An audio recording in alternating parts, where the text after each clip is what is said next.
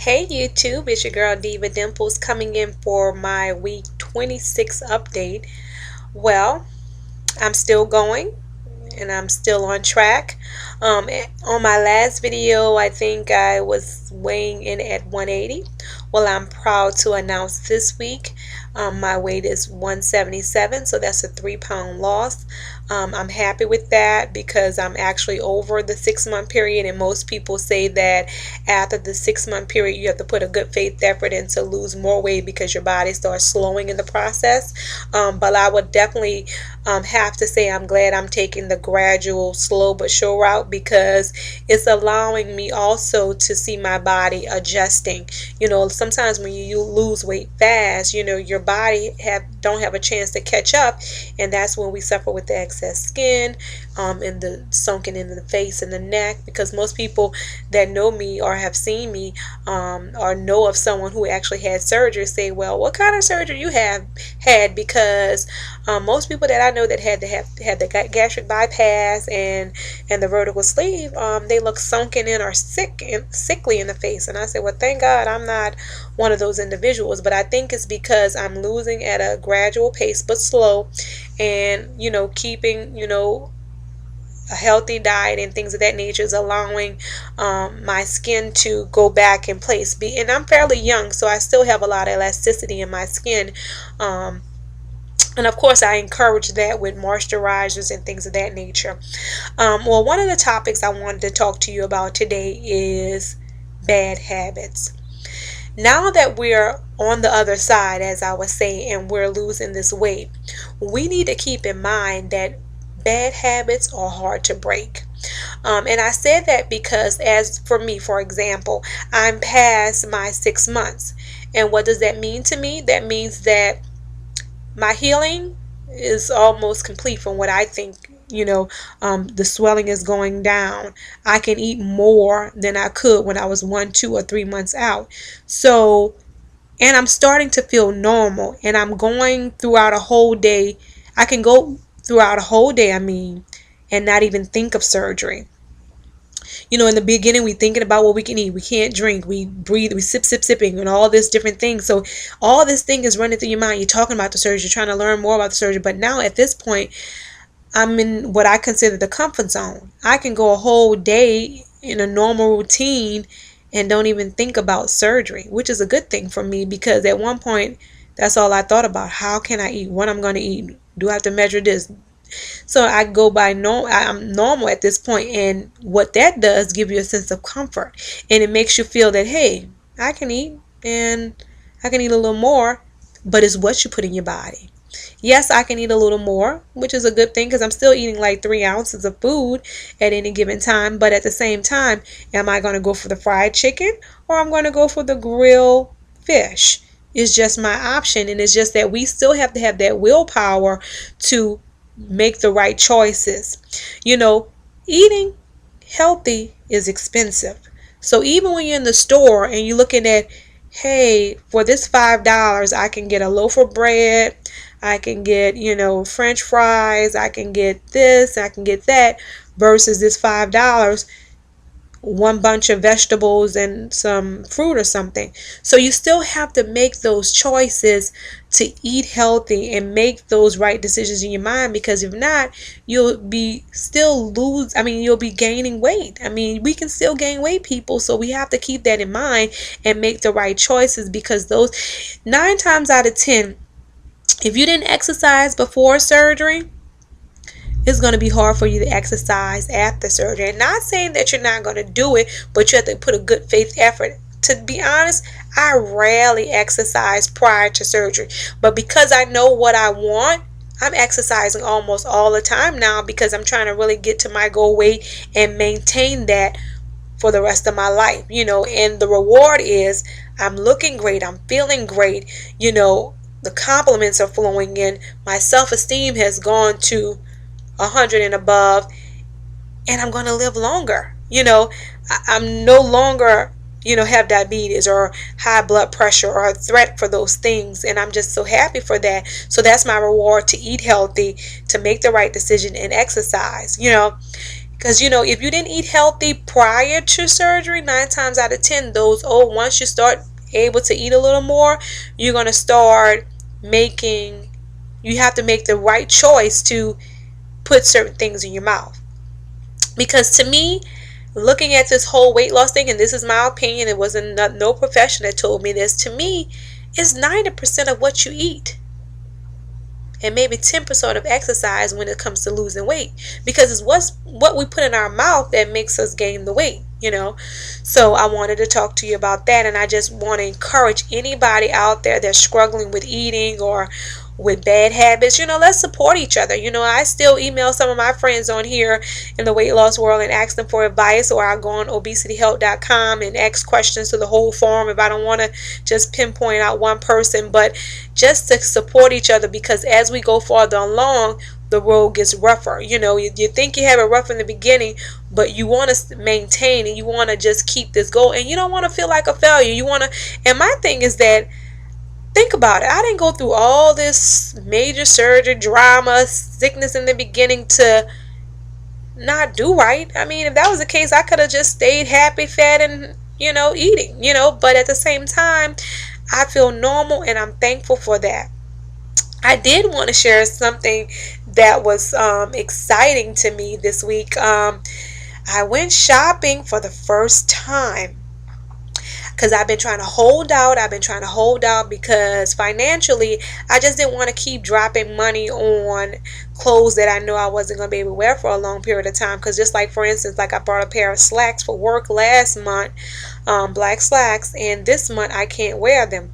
Well, I want to say currently I went from a size 20, and I mean a tight 20, and I'm in a size 12 now. I no longer wear clothes with a W behind it.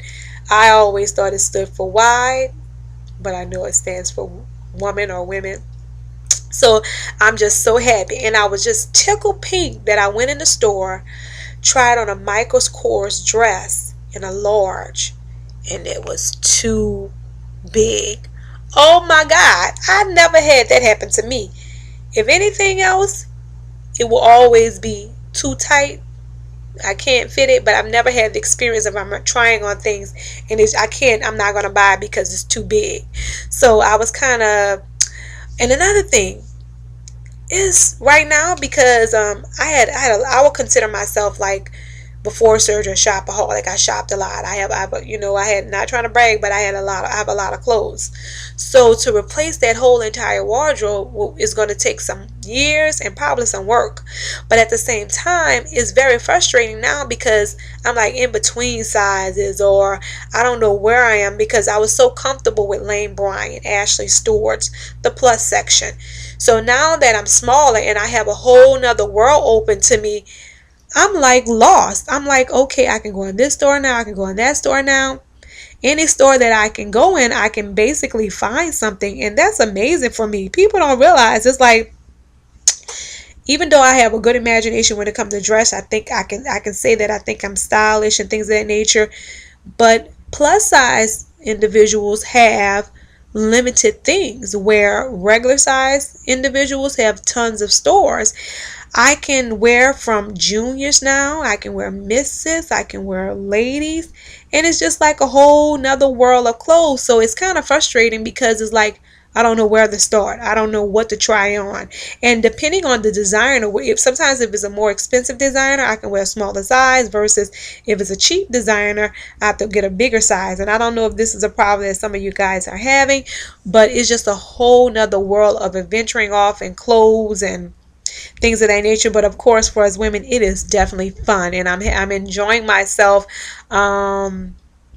shopping and things of that nature. So it's just been a new experience for me, and like I said again, I don't regret anything about the surgery. I want to thank all my new subscribers as well. I try to get back to all the comments and the questions, and I thank you guys for the encouraging words, the uplifting words. We got to constantly keep supporting each other, and as y'all know, like I tell y'all all the time, I'm going to definitely give you the real. I'm going to give you the good, bad, and different.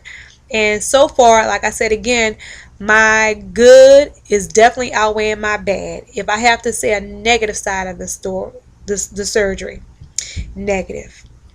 Let's see. I really have to think about it. The negative side of the surgery for me is that people judge you because you had the surgery. Some people don't think a surgery is a good thing. Negative sides of the surgery for me, that I lost my entire wardrobe. I can't wear one thing in my wardrobe. Went from a size 20 to a 12. So my jackets, I had to buy coats, dresses, pants, evening wear, casual wear, just everything, intimates.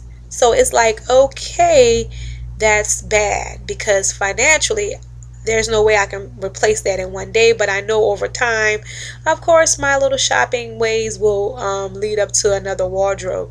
So as wise of negative, that's what I would have to say negative, but other than that, everything is really, really going good. And I want to encourage everybody to continue supporting each other here on YouTube. Any questions that you want to ask me, feel free to ask me. I'm here to support anyone. I'm still looking at videos, catching up with videos. I may not comment, but I'm definitely looking at you guys' videos.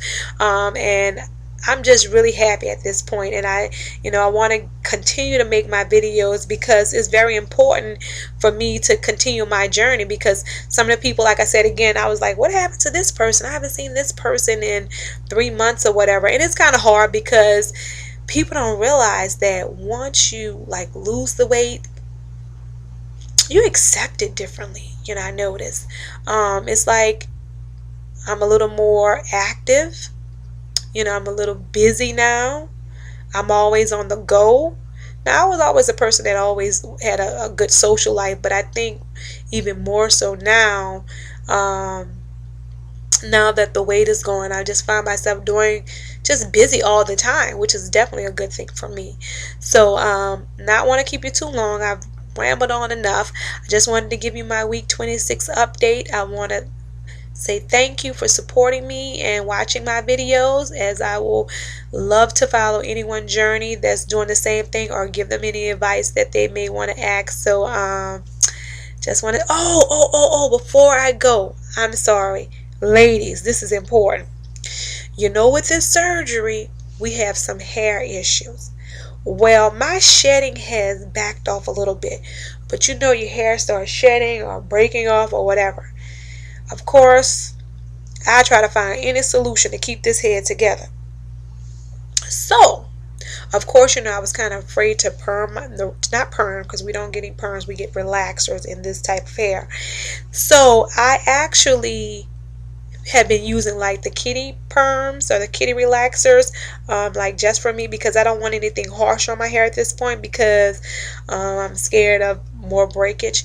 But I was speaking to a lady who is into hair. She does hair at Regis, and she told me about this product called Follicure, and it's supposed to help thicken your hair and things of that nature. But she also told me about this product called Afro-G. I don't know if you ever heard of that. It's like in a purplish pink bottle in the hair stores, and basically it's a protein treatment, and you put it on your hair, you wash your hair, you put it on your hair, and you sit under the dryer. You don't touch it. Your hair gets hard like a brick, and then you rinse it out, and then there's this moisturizer stuff you put in there. I've been doing that now for like maybe 2 weeks now. And when I tell you, normally when I'm combing my hair, my whole shoulder be full with hair. No hair. So my hair is, I don't know if it's just me, the timing that I'm getting in, but it's called, actually it's Afro-G, and it's called 2 treatment protein, something like that. But basically it's a protein for your hair, and it stops the shedding. Oh my God, it's like been godsend. In the next video, I'm going to try to, maybe I would run and get it now, but I've been going too long. But in the next video, I'm going to try to show you a picture of it so you can see exactly how it looks, but it's been working. So just wanted to give you that little quick tip. Anything that I can share, anything you can share with me. But have a wonderful day, and see you on my next update. Bye, YouTube.